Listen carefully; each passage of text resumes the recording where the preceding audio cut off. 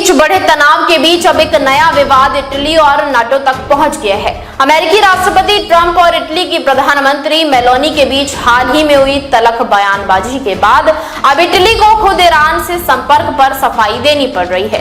इसकी वजह बना नाटो महासचिव मार्क रूटे ने एक बयान दिया जिसने इटली की सरकार को घरेलू और अंतर्राष्ट्रीय दोनों स्तर पर मुश्किल में डाल दिया है। अब सवाल उठ रहे हैं कि आखिर ऐसा क्या कहा गया जिसके बाद इटली को खुद सफाई देनी पड़ी है। दरअसल नाटो महासचिव मार्क रूटे ने एक इंटरव्यू में दावा किया कि ईरान पर अमेरिकी सैन्य अभियान के दौरान इटली ने अपने यहां मौजूद अमेरिकी सैन्य अड्डों से सैकड़ों अमेरिकी विमानों को उड़ान भरने की अनुमति दी थी।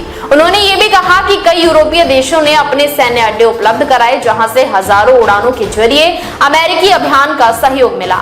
इस बयान के सामने आते ही इटली की राजनीति में हड़कंप मच गया, क्योंकि इससे पहले प्रधानमंत्री जॉर्जिया मेलोनी की सरकार लगातार ये कहती रही थी कि इटली ने ईरान के खिलाफ किसी सैन्य अभियान में भाग नहीं लिया है और उसके सैन्य अड्डों का इस्तेमाल केवल अमेरिकी इटली समझौते के तहत लॉजिस्टिक और तकनीकी सहायता तक सीमित था।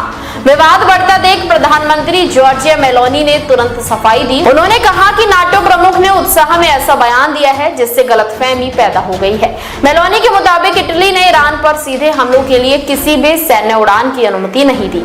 उन्होंने कहा कि अगर इटली वास्तव में युद्ध का हिस्सा होता तो वो इसे छिपाने की कोशिश नहीं करता।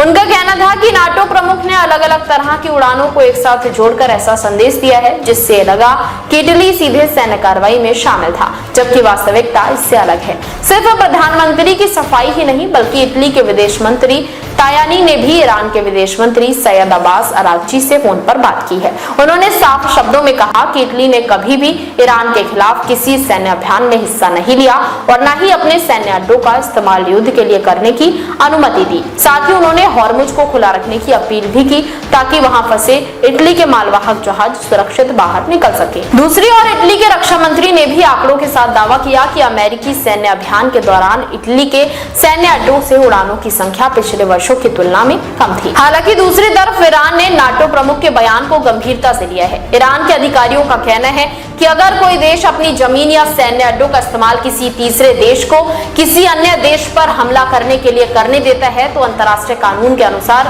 उसे भी उस कार्रवाई का हिस्सा माना जाता है। यही वजह है कि अब ये मामला सिर्फ एक बयान तक सीमित नहीं रहा बल्कि अंतर्राष्ट्रीय राजनीति और कूटनीति का नया विवाद बन गया है। ऐसे में अब सबकी नजर इस बात पर है कि आने वाले दिनों में नाटो, इटली और ईरान के बीच ये विवाद किस दिशा में आगे बढ़ता है। देश विदेश की तमाम बड़ी खबरों के लिए देखते रहें किनी टाइम्स। वीडियो को लाइक करें, चैनल को सब्सक्राइब करना ना भूलें।